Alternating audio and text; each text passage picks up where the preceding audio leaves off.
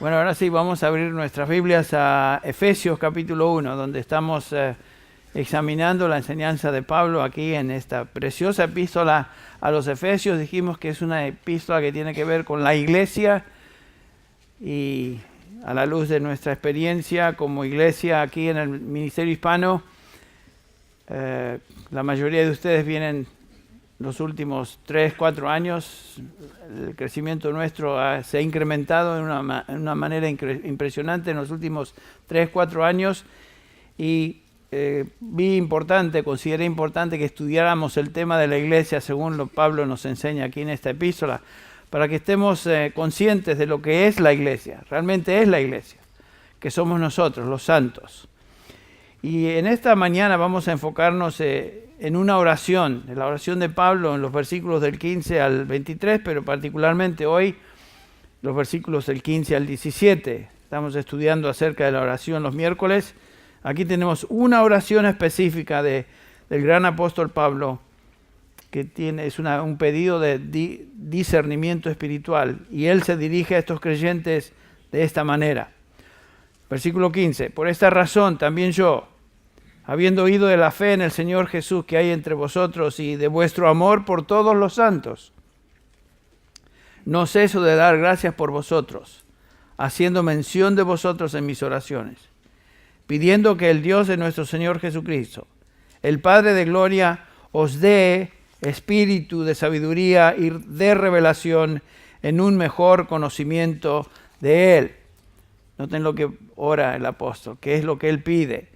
En esta oración Pablo revela su corazón pastoral y trae esta petición a Dios a favor de estos creyentes. En los versículos del 3 al 14 el apóstol ha instruido en cuanto a las increíbles bendiciones que tenemos en Cristo Jesús. Hemos sido bendecidos con toda bendición espiritual en los lugares celestiales en Cristo Jesús, y Pablo nos ha hablado de esto. Y en esta oración, que constituye una sola, en esta oración que también constituye una sola oración en griego, una sola oración gramatical, Pablo se expresa con exuberancia y gratitud y alabanza a Dios y dice: bendito el Dios Padre de nuestro Señor Jesucristo, quien nos bendijo con toda bendición espiritual en Cristo Jesús. Fuimos nosotros, los santos, los creyentes, los redimidos, incluidos en este plan y propósito eterno de Dios. De ese propósito eterno, Pablo resume lo que está enseñando Pablo aquí en el capítulo 1 de Efesios. Vayan conmigo un segundo ahí a Romanos 8, donde leemos acerca de este plan, propósito de Dios para con los suyos. Dice el versículo 28, que conocemos bien: sabemos que a los que aman a Dios, todas las cosas ayudan a bien. Esto es, a los que son llamados conforme a su propósito. Noten que todas las cosas, la promesa es para los creyentes, nada más. Porque a los que de antemano conoció, también los predestinó a ser hechos conforme a la imagen de su Hijo, para que Él sea el primogénito entre muchos hermanos. Y a los que predestinó, estos también llamó. Y a los que llamó, estos también justificó. Y a los que justificó, a esos también glorificó. Este es el plan de Dios que Él ha diseñado y ejecutado a favor de los suyos desde una eternidad pasada, que culmina en una eternidad futura, en gloria. En este precioso pasaje de Efesios 1, Pablo, inspirado por el Espíritu Santo, nos ha revelado 3 aspectos de la salvación. Estamos simplemente repasando. El primer aspecto de la salvación comienza con la elección de Dios. La elección de Dios de estos creyentes antes de la fundación del mundo, o sea, escogidos por Él. Continúa este plan de Dios con la redención de Cristo, de los escogidos de Dios. Cristo los redime, tenemos en Él redención por su sangre, el perdón de nuestros pecados, versículos del 7 al 12. Y finalmente este plan de Dios culmina en la herencia eterna que está reservada para los suyos, en los versículos del 13 al 14, y esa garantía es el sello del Espíritu Santo con el cual fuimos sellados. Noten que toda la Trinidad está envuelta en esta obra de salvación. El Padre nos escoge, el Hijo nos redime y el Espíritu Santo nos sella para esa gloria final. Realmente las verdades que se revelan en este plan divino van más allá de lo que la mente humana pueda entender. El mismo apóstol Pablo en 1 Corintios nos dice acerca de estas cosas cuando habla en el versículo 9, 1 Corintios 2, 9, dice, como está escrito, cosas que ojo no vio, ni oído oyó, ni han entrado en el corazón del hombre, son las cosas que Dios ha preparado para los que le aman. Noten que este plan divino, las cosas que Dios preparó para nosotros son realmente increíbles. El plan de salvación es algo que ningún ser humano pudo haber concebido o imaginado. El hombre natural, nos dice Pablo en el 1 Corintios 2:14, el hombre natural no acepta las cosas del Espíritu de Dios porque son locura para él, ¿se acuerdan? Y no las puede entender porque se disciernen espiritualmente. Para el hombre natural, el plan de salvación es realmente algo que no tiene sentido. En otras palabras, estas verdades solo pueden ser entendidas mediante la obra reveladora e iluminadora del Espíritu Santo. En Efesios 1, 3 al 14, verdaderamente Pablo nos habla de estas profundas realidades. El Evangelio de salvación es el fruto de la mente de Dios. Ningún ser humano tiene la capacidad de concebir tan glorioso plan. Entonces, observen lo que Pablo está haciendo. En primer lugar, en estos versículos que ya estudiamos hasta el momento, del 3 al 14, instruye a los creyentes en cuanto a su gloriosa posición en Cristo. El hecho de que han sido escogidos en Cristo por el Padre desde antes de la fundación del mundo, han sido redimidos por la sangre de Jesucristo, por la cual tenemos perdón de nuestros pecados, y en el futuro les espera una herencia gloriosa con Cristo, garantizada otra vez por el sello del Espíritu. Estas verdades son tan increíbles que mueven al apóstol Pablo a irrumpir en una alabanza en el versículo 3 en adelante. Bendito sea el Dios y Padre de nuestro Señor Jesucristo. Esto realmente es algo que ningún hombre pudiera haber concebido, este plan de salvación. Por eso Pablo bendice, alaba el nombre de Dios, porque Él es el único que puede llevarse la gloria de tal plan y tal salvación. Ahora, comenzando con los versículos del 15 al 23, Pablo intercede en oración a Dios por los creyentes, pidiendo en esencia que puedan entender y apreciar esas bendiciones que ya les pertenecen por virtud de estar en Cristo Jesús.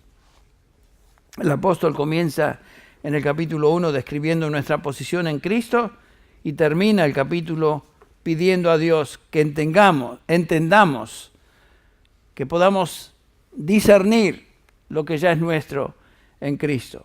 Y ya vimos la última vez qué quiere decir esto de estar en Cristo Jesús.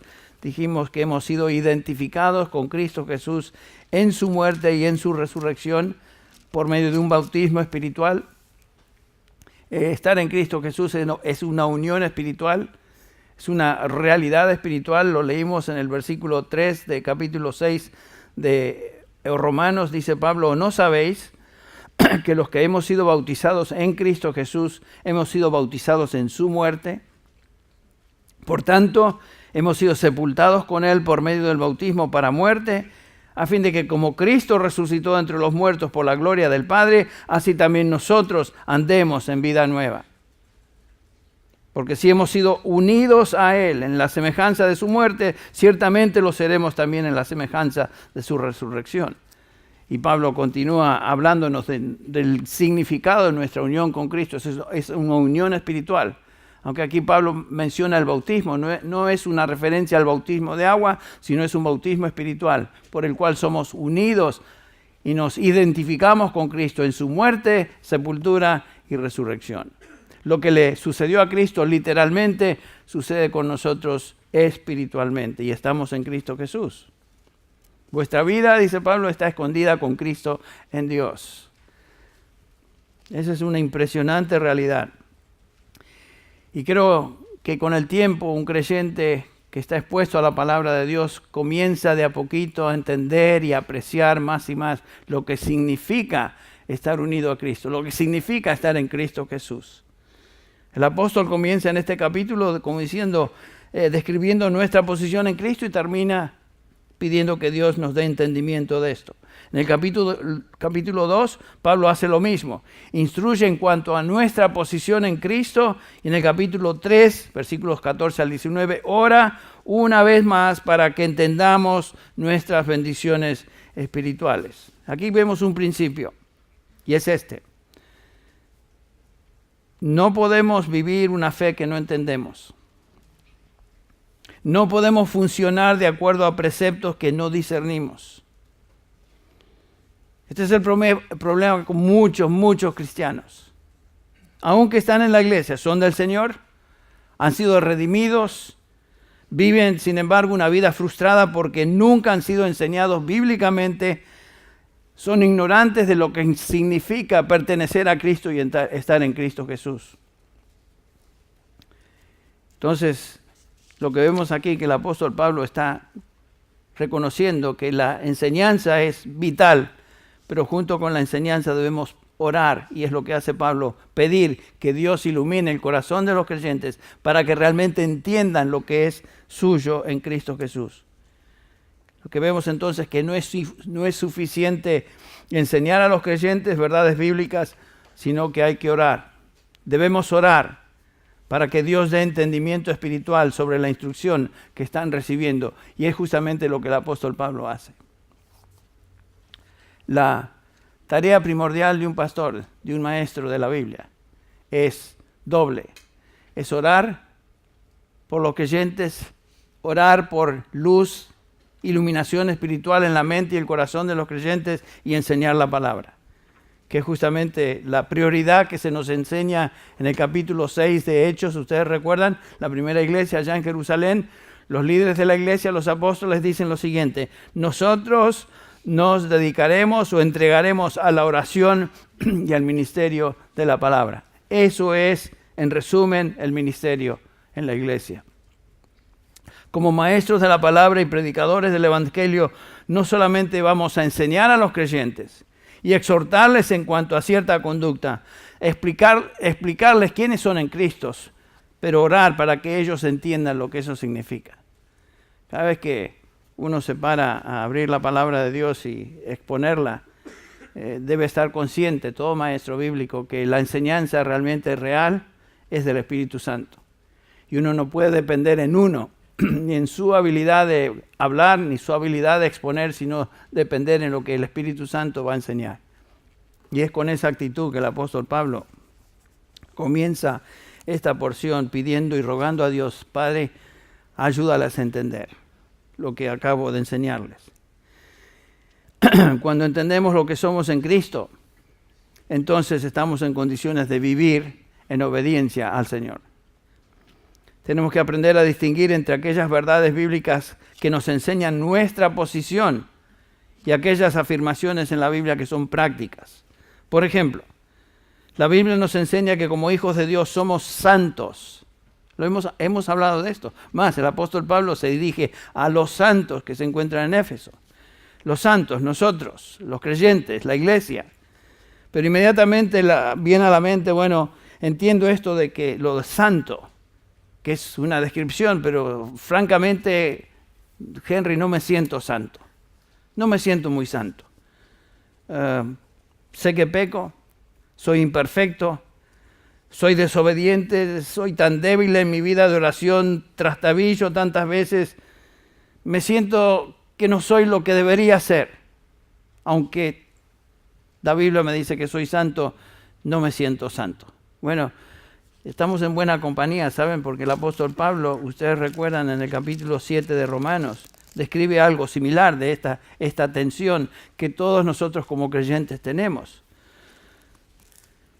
Sabemos que somos santos, que debemos conducirnos como santos, pero en nuestra vida cotidiana luchamos y tenemos dificultad. Dice el apóstol Pablo, noten, comenzando con el versículo 18, Romanos 7, 18.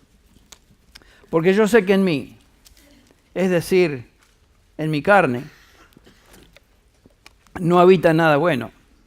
Porque el querer está presente en mí, pero el hacer el bien no. ¿Quién no se ve en este versículo? Cada uno de nosotros reconocemos que queremos hacer el bien, queremos realmente vivir una vida piadosa, de santidad continua, pero notamos esta lucha. Dice, yo no hago el bien que deseo, sino el mal que no quiero, eso hago, dice el apóstol Pablo. Y no te bajen la vista al versículo 22, porque en el hombre interior, dice el apóstol, me deleito en la ley de Dios. Me deleito en la verdad de Dios. Pero veo otra ley en los miembros de mi cuerpo, que hace guerra contra la ley de mi mente y me hace prisionero de la ley del pecado que está en mis miembros. Y exclama en el versículo 24, miserable hombre de mí, ¿quién me librará de este cuerpo de muerte? No hay duda que Pablo luchaba, tenía esta tensión también. Santo en posición, en Cristo Jesús, pero en la práctica se quedaba corto. Lo mismo nosotros. Noten lo que Pablo enseña en 1 Corintios 1:30. 1 Corintios 1:30. Mas por obra suya, obra de Dios, estáis vosotros en Cristo Jesús. Noten que es por la obra de Dios que estamos en Él. El cual se hizo para nosotros sabiduría de Dios, justificación, santificación y redención. Cristo es nuestra santificación. Primera de Pedro, el apóstol Pedro lo expresa así, 1 Pedro 2:9, vosotros sois linaje escogido, real sacerdocio, pueblo santo, está hablando de los creyentes. O sea que en Cristo Jesús somos santos. En Cristo somos perfectamente santos porque Él es nuestra santificación. En la práctica aún nos falta mucho. Por esta razón es que somos llamados a vivir santamente y hacer que nuestra práctica sea cada día más de acuerdo a nuestra posición. No hay duda que somos santos. En Cristo Jesús, escuche esto, en Cristo Jesús no podemos ser más santos de lo que ya somos, porque en Él somos perfectamente santos. Dirigiéndose a los Corintios, otra vez Pablo les dice en 1 Corintios 1:2, a la iglesia de Dios que está en Corinto, a los que han sido santificados en Cristo Jesús. Noten, estos creyentes todos habían sido santificados en Cristo Jesús, llamados santos, con todos los que en cualquier parte invocan el nombre de nuestro Señor Jesucristo, Señor de ellos y nuestro. Estos creyentes ya eran santos y ahora deben vivir a la luz de lo que son. En 2 Corintios, Pablo se dirige a ellos y por aplicación a nosotros. 2 Corintios 7:1, por tanto, amados, teniendo estas promesas, limpiémonos de toda inmundicia de la carne y del espíritu, perfeccionando la santidad en el temor de Dios. Esa es la parte práctica de nuestra fe.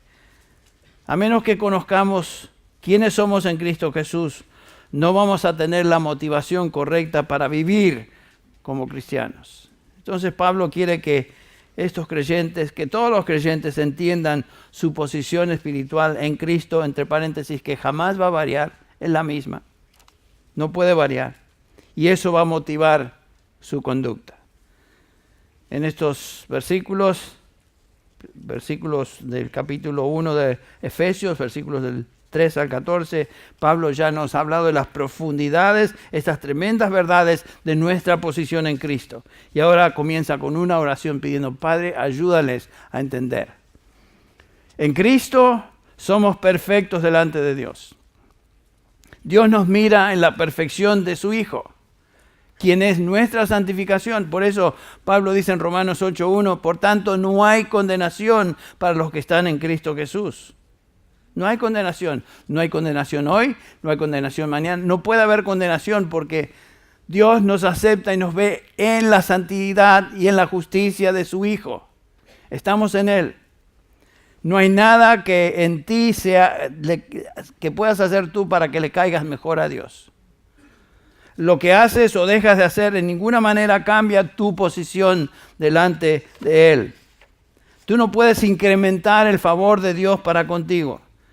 Tú no puedes hacer nada que disminuya el favor de Dios para contigo. Si estás en Cristo, tu posición delante de Él es perfecta. Es perfecta. Somos, dice Pablo, hechos justicia de Dios en Él. Noten en Colosenses 2:10, el pasaje que leímos en nuestra lectura devocional. Habéis sido hechos completos en Él, que es la cabeza sobre todo poder y autoridad. Hebreos 10:10 nos dice que por la ofrenda del cuerpo de Jesucristo hemos sido santificados una vez y para siempre. No hay nada más que agregar. Somos santos, perfectamente santos en Cristo. Y escucha algo precioso. Si tú estás en Cristo, Dios te ama perfectamente. Es imposible que Dios te ame más o te ame menos. No puedes hacer nada que cambie el amor de Dios para ti, que es igual para siempre, que es lo que acabamos de cantar basados en Romanos 8:28 al fin del capítulo. No hay nada ni nadie que nos pueda separar del amor de Dios, que es en Cristo Jesús, Señor nuestro. El crecimiento cristiano, la madurez, no es igual a nuestra posición. En Cristo cada uno de nosotros somos perfectos, completamente perfectos. Pero en nuestro crecimiento, cada uno de nosotros variamos y necesitamos crecer. No hay duda de eso. Pero noten lo siguiente, estaba pensando ayer creo.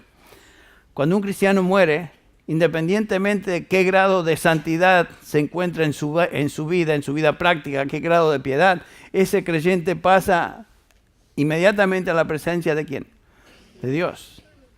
Todo creyente que muere, independientemente de su conducta en esta tierra hoy, en este momento, y su crecimiento o falta de crecimiento espiritual, si muere va a la presencia del Señor. ¿Por qué? Porque su aceptación delante de Dios no depende de él, sino depende de lo que Cristo hizo a su favor, y él es completamente y perfectamente santo en Cristo Jesús. Por eso va a la presencia del Señor, no por algo que él ha hecho o ha logrado. Muy bien, seguimos entonces. Ustedes recuerdan, el apóstol Juan nos habla de estas diferencias en términos de crecimiento espiritual. Todos somos perfectamente santos en Cristo, pero no todos estamos al mismo nivel de santidad práctica como creyentes. Hay grados de santidad, hay grados de crecimiento y piedad. Noten cómo lo expresa el apóstol Juan, 1 Juan capítulo 2. 1 Juan 2:12 dice Juan: os escribo a vosotros hijos o hijitos. La palabra hijos o hijitos acá se refiere a uno que ha nacido de Dios. Os escribo a vosotros hijos porque vuestros pecados os han sido perdonados por su nombre. Os escribo, el versículo 13, os escribo a vosotros padres porque conocéis al que ha sido desde el principio. Os escribo a vosotros jóvenes porque habéis vencido al maligno. Os escribo a vosotros niños porque conocéis al Padre. Y noten que Juan habla de hijos, todos somos hijos de Dios si hemos venido a Él y hemos sido redimidos. Pero no todos nos encontramos en el mismo nivel de crecimiento o madurez espiritual. Juan habla de padres, habla de jóvenes y habla de niños. Todos somos santos, perfectamente santos en nuestra posición en Cristo, pero no todos nos encontramos al mismo nivel de piedad o santidad práctica, en la cual nos encontramos cada día creciendo. Gracias a Dios por eso. Gracias a Dios que no somos hoy lo que éramos cuando recién vinimos a Cristo, pero ¿saben qué? Todavía no somos lo que habremos de ser, porque estamos en ese proceso de ser santificados más y más.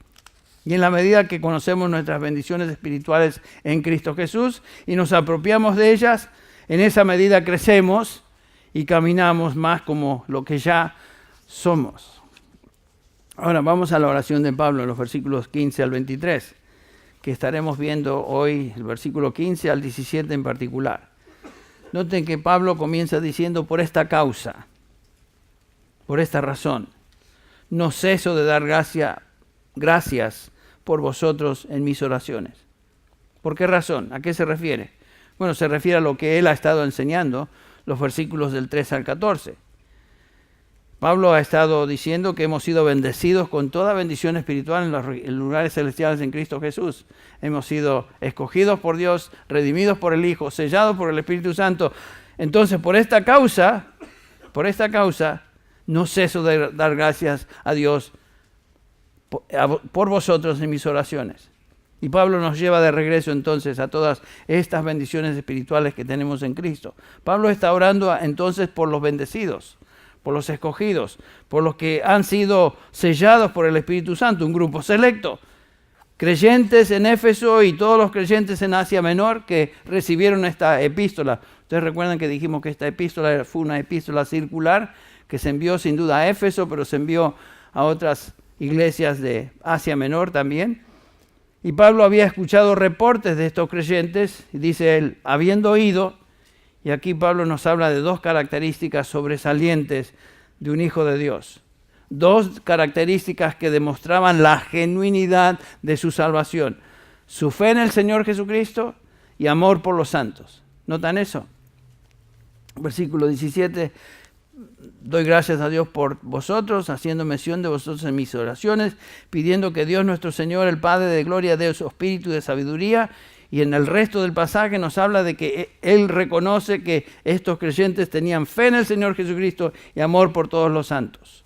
Son dos características básicas y marcan a un creyente verdadero. El apóstol Juan en su primera epístola escribe, 1 Juan 2:9, el que dice que está en la luz y aborrece a su hermano, aún está en tinieblas. El que ama a su hermano permanece en la luz y no hay causa de tropiezo en él. Pero el que aborrece a su hermano está en tinieblas y anda en tinieblas y no sabe a dónde va porque las tinieblas han cegado sus ojos. El Señor Jesús ya había enseñado en cuanto a esta relación entre el amor y la fe. Recuerden que Jesús dice en Juan 13:35, en esto conocerán que sois mis discípulos, ¿sí qué? Si tenéis amor los unos por los otros. Un discípulo de Cristo, un cristiano verdadero, es una persona que primero cree en el Señor Jesucristo y ama a aquellos que pertenecen al Señor Jesucristo. No hay separación. Entonces estos creyentes en Éfeso se caracterizaban por fe en el Señor Jesucristo. Es importante notar que el Nuevo Testamento no separa a Jesucristo entre Salvador y Señor, como algunos enseñan. Algunos piensan que cuando uno recibe a Jesús en el momento de salvación, en ese momento uno recibe a Jesucristo como su Salvador. Y más tarde en su vida lo puede hacer Señor de su vida. Eso es una enseñanza que no se encuentra arraigada en el Nuevo Testamento. Es imposible dividir a Cristo en dos partes. Cristo es siempre Señor. Nadie hace a Cristo Señor. Cristo es el Señor. Recibir al Señor como Salvador y no como Señor sería equivalente a separar la naturaleza en dos, la naturaleza del Señor en dos. Cuando recibimos a Cristo, cuando creemos en Él, creemos y le recibimos a Él en su totalidad, como Señor y como Salvador. Cristo no se recibe en partes. Él no existe en partes cuando se relaciona con los suyos.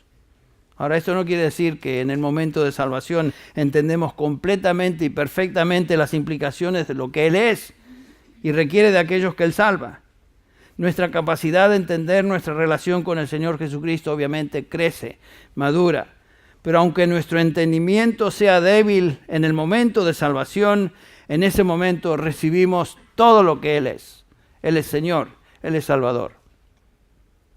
Y estos creyentes en Éfeso habían puesto su fe en el Señor Jesucristo y con esto demostraban una salvación genuina. La fe que estos creyentes ahora poseían era la misma fe por la cual ellos habían llegado a salvación.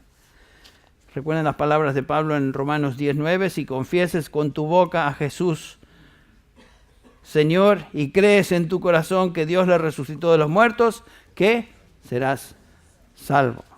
O sea, una característica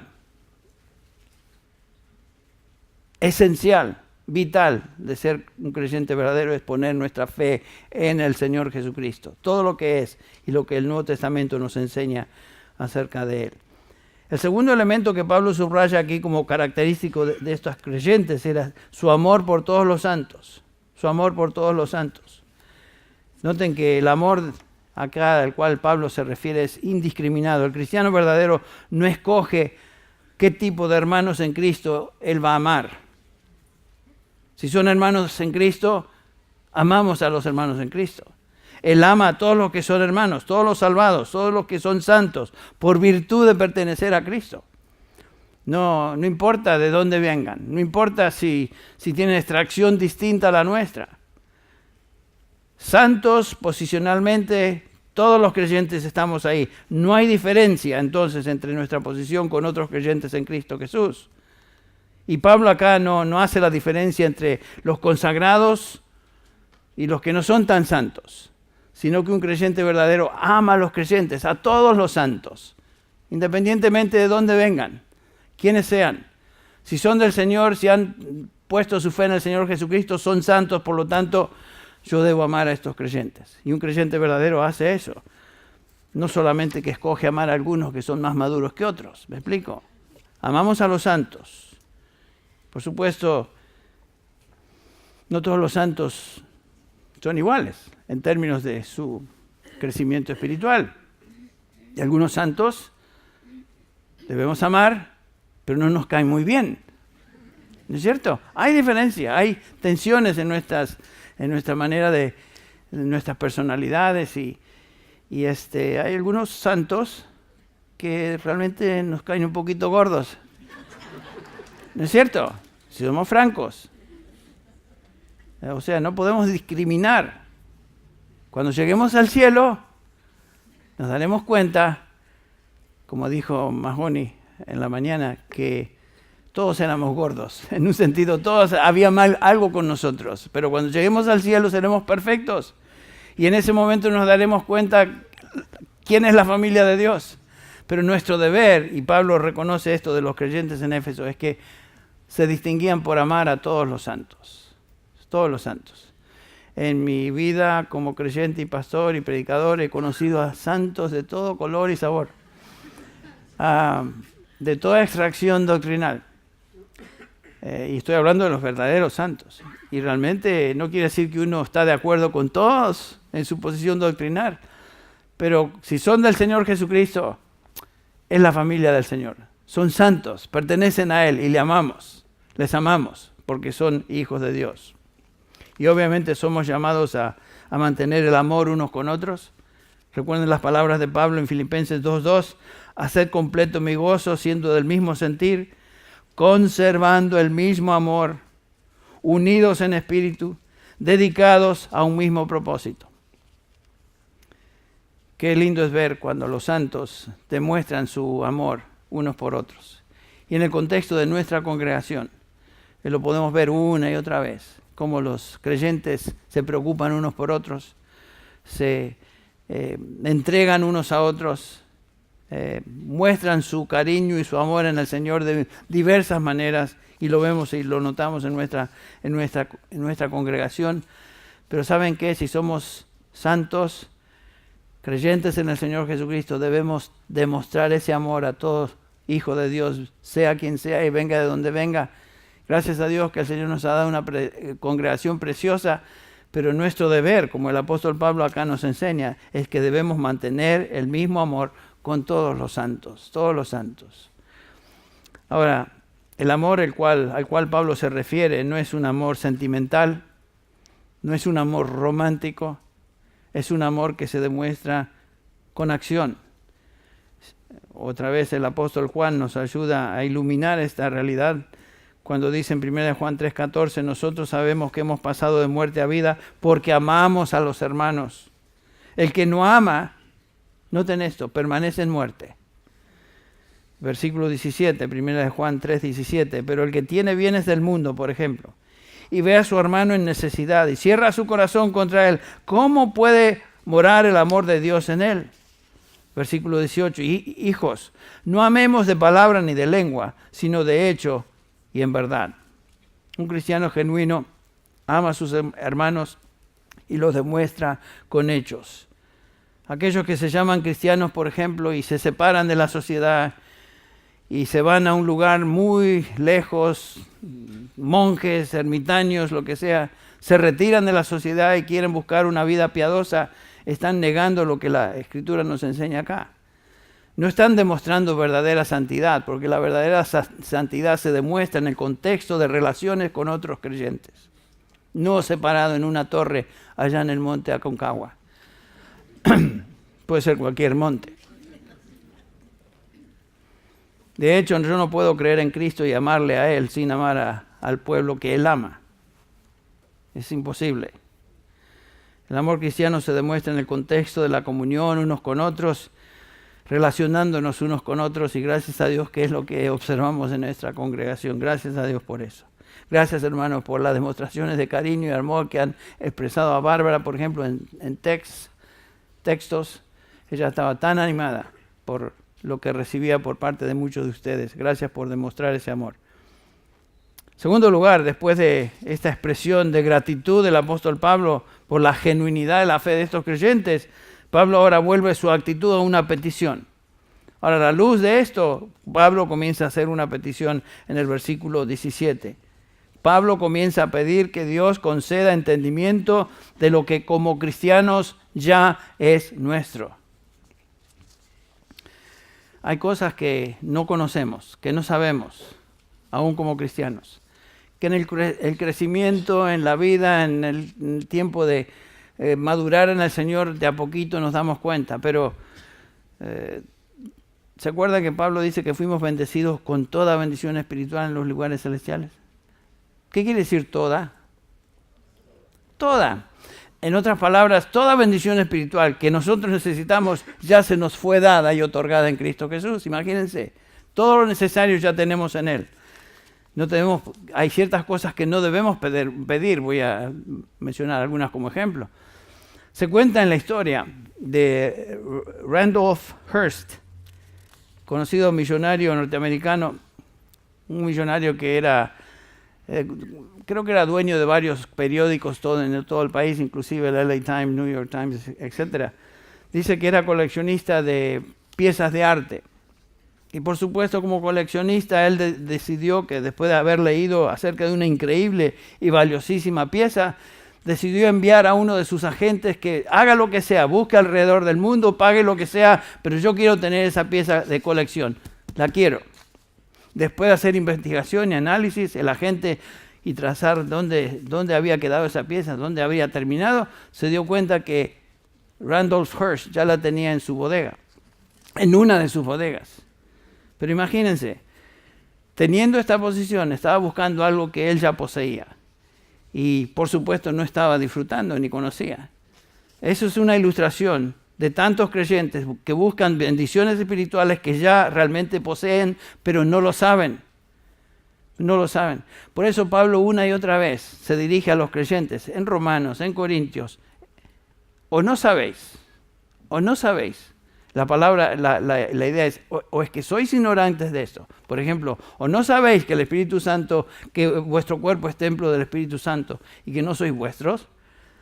En el capítulo 6 de Romanos que leímos, comienza el versículo 3 diciéndonos acerca de nuestra unión con Cristo. Ustedes recuerdan, o no sabéis que los que fuimos bautizados en Cristo Jesús hemos sido bautizados en su muerte. Aún como cristianos hay cosas que no sabemos y que debemos saber. Y Pablo, por supuesto, está pidiendo en esta oración que los creyentes realmente entiendan, sepan lo que ya poseen en Cristo Jesús. Está diciendo, por ejemplo, Pablo se dirige a los colosenses en ese pasaje que leímos en el tiempo devocional. Estos colosenses estaban siendo afectados por una corriente falsa que les decía que no eran completos en su posición y que necesitaban otras cosas. Pablo dedica esta carta para corregir esa falsa noción y dice en el capítulo 2 de Colosenses, versículo 8, mirad que nadie os haga cautivos por medio de su filosofía y vanas sutilezas, según las tradiciones de hombres, conforme a los principios elementales del mundo y no según Cristo. Porque toda la plenitud de la deidad reside corporalmente en Él y habéis sido hechos completos en Él, que es la cabeza sobre todo poder y autoridad. A menudo cada uno de nosotros nos olvidamos o somos engañados por el diablo por medio de de ideas, mentiras que nos hacen pensar que tal vez somos pobres, somos débiles, no tenemos derecho de acercarnos a Dios porque hemos sido desobedientes. ¿Sabes qué, mi hermano y mi hermana? Tu aceptación y mi aceptación delante de Dios depende de lo que somos en Cristo Jesús. Y nos dice el apóstol Pablo claramente que hemos sido completos en Él. Estamos completos en Él. Todo lo que necesitamos se encuentra en Él. Somos hechos justicia de Dios en Cristo. Somos santificados en Cristo. Todo lo que necesitamos se encuentra en Cristo. Estas bendiciones espirituales no pueden verse con nuestros ojos físicos, ni se pueden reconocer o entender por medio de intuición o sabiduría humana, sino que el Señor las revela a aquellos que le aman. Dios tiene que revelar estas verdades con el tiempo, a través de su Espíritu. Y es justamente lo que hace Pablo. Padre, les acabo de enseñar estas realidades espirituales, ahora te pido que tú abras su entendimiento. Hay cosas que no conocemos y que debemos en oración pedir delante de Dios. Señor, ayúdame a entender cosas que todavía no entiendo. Y es lo que Pablo hace a favor de estos creyentes. Y por supuesto, el que da la sabiduría es Dios. Otra vez Pablo nos recuerda en 1 Corintios 2:9, sino que como está escrito, cosas que ojo no vio, ni oído yo, ni han entrado en el corazón del hombre, son las cosas que Dios ha preparado para los que le aman. Pero Dios, versículo 10, nos las reveló por medio del Espíritu, porque el Espíritu todo lo escudriña, aún las profundidades de Dios. Versículo 12, 1 Corintios 2:12, y nosotros hemos recibido no el Espíritu del mundo, sino el Espíritu que viene de Dios, para que conozcamos lo que Dios nos ha dado gratuitamente. Qué impresionante realidad. Lo que Dios nos ha dado. Y Dios lo revela por medio de su Espíritu. No necesitamos más bendiciones espirituales de las que ya tenemos en Cristo. Yo sé que hay gente que dice, bueno, tu experiencia espiritual no es suficiente hasta que venga el Espíritu Santo y hables en lenguas, o algo así, o algo similar. Eso es imposible. Están agregando a lo que el apóstol Pablo nos dice, que hemos sido bendecidos con toda bendición espiritual. Yo no necesito hablar en lenguas. En primer lugar, los dones del Espíritu, el Espíritu los concede según su soberana voluntad. El Espíritu Santo no da el mismo don a todos los hijos de Dios. Son distintos. Pero toda bendición espiritual ya tengo en Cristo Jesús. Lo que yo necesito, lo que tú necesitas, es sabiduría espiritual para entender y apropiarme de lo que ya es mío. Esa es la idea. Entonces Pablo pide a Dios, Padre de nuestro Señor Jesucristo, que os dé espíritu de sabiduría y de revelación en un mejor conocimiento de Él. La sabiduría que necesitamos va más allá de lo que la mente humana pueda entender. Dios tiene que capacitarnos para entender. Observen cómo Pablo nos instruye al respecto. Solo podemos entender si Dios nos da espíritu de sabiduría y de revelación. Espíritu de sabiduría y revelación. ¿Saben qué? Cuando estudiamos la Biblia, hermanos, leemos la palabra de Dios, siempre le debemos leer la palabra de Dios en un espíritu de oración y petición. Señor, ayúdame a entender, como el salmista dice, abre los ojos de mi entendimiento, para que pueda ver las maravillas de tu ley. Es una actitud de oración que debemos tener cada vez que abrimos la palabra, cada vez que nos exponemos a la palabra de Dios. Orar que el Señor haga su palabra y su verdad clara en mi mente y en mi corazón. Yo debo orar por los creyentes cuando enseño. Ustedes deben orar por los que enseñan, sea quien sea, y pedir que el Señor le dé entendimiento, le dé ayuda espiritual para poder discernir lo que Él ya ha revelado en su palabra. Ahora, este espíritu de sabiduría y revelación, ¿a qué se refiere? Algunos dicen que se refiere al Espíritu Santo. Bueno, eso no puede ser, porque Pablo nos dice en Romanos 8:9 que si alguno no tiene el Espíritu de Cristo, el tal no es de Él. O sea, Pablo no puede estar negando lo que Él ya ha enseñado. No es que pedimos que el Espíritu Santo venga, el Espíritu Santo ya está en nosotros. Ya fuimos sellados con Él, pertenecemos a Él. Algunos piensan que tal vez es el espíritu humano, pero esta petición sería también incoherente, porque dice Pablo, entre los hombres, ¿quién conoce los pensamientos de un hombre sino el espíritu del hombre que está en él? O sea, no pedimos por algo que ya tenemos. Entonces, ¿qué es lo que el espíritu de sabiduría implica? Pablo está pidiendo que Dios les dé a estos creyentes una disposición especial, una actitud de sabiduría y revelación en las cosas de Dios.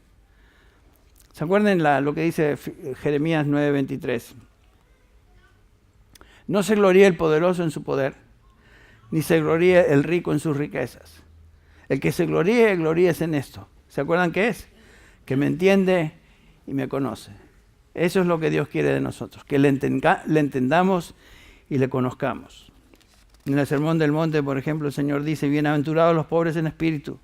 El Señor no está hablando aquí ni del Espíritu Santo ni del Espíritu humano, sino que una actitud de humildad, de bancarrota espiritual delante de Dios y decir, Señor, yo no tengo la capacidad de entender todo. Ayúdame, Señor. Ayúdame a crecer en mi entendimiento de tu palabra. No solamente cuando la leo, sino cuando la escucho, cuando soy expuesto a esa verdad. Y Pablo está diciendo, Padre, dales un entendimiento profundo y rico de lo que es suyo en Cristo. Sin duda el Espíritu Santo y el Espíritu humano están involucrados y Pablo está pidiendo que Dios, por medio de su Espíritu, lleve a cabo una obra de iluminación en el Espíritu humano y revele a estos creyentes las cosas profundas de Dios. Conocer intelectualmente la doctrina no es suficiente. Debemos entender esa doctrina. Por eso Pablo no solamente enseñó doctrina, sino que acá está pidiendo, Señor, ahora te pido que ilumines, les ayudes a entender, les des sabiduría y entendimiento para poder comprender y discernir lo que tu verdad es. Debemos orar por aquellos a quienes enseñamos la palabra de Dios. Debemos nosotros mismos orar para que Dios nos conceda ese espíritu de sabiduría. Es una petición que continuamente tenemos que elevar al Señor. ¿Se acuerdan las palabras de Santiago 1:5? Si alguno tiene falta de sabiduría, ¿cuál es la exhortación? Pídala a Dios, el cual da a todos abundantemente. Pero pida con fe, no dudando nada. Y es lo que el Señor nos manda a hacer. El apóstol Pablo estaba consciente que estos creyentes, nosotros necesitamos sabiduría. No solamente conocer intelectualmente la verdad de Dios, sino conocer y discernirla espiritualmente, y es algo que solo el Espíritu de Dios puede hacer en nuestras vidas. Vamos a terminar en oración. Padre, te damos gracias por esta realidad de tu verdad. Gracias, Padre, por tu palabra. Gracias, Señor, porque nos tienes en un lugar donde tu palabra está siendo continuamente enseñada. Señor, te pedimos que tú abras nuestro entendimiento, nuestro corazón para recibir lo que tú nos enseñas. Señor, en esta mañana queremos pedir por cada creyente aquí presente, cada hijo tuyo, y también, Señor, si hay una persona que no te conoce, que por medio de tu palabra y tu espíritu llegue a arrepentimiento y fe en Cristo Jesús. Pedimos esto en el nombre de Jesús. Amén.